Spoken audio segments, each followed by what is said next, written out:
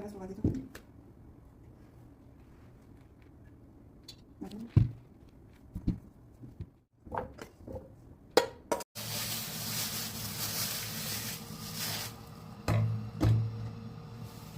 خورده قارچ بلنج کرده بودم، اینا رو میخوام سرخ کنم با هم برمون بخوریم.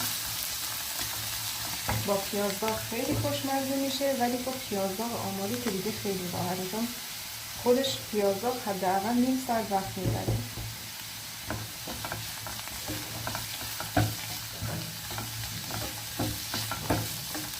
الان که سرخ کردنشون هم داره تموم میشه، یه کوچولو پودر پیاز هم بهش اضافه میکنم. اینو باید آخر اضافه کنی که نسوزه.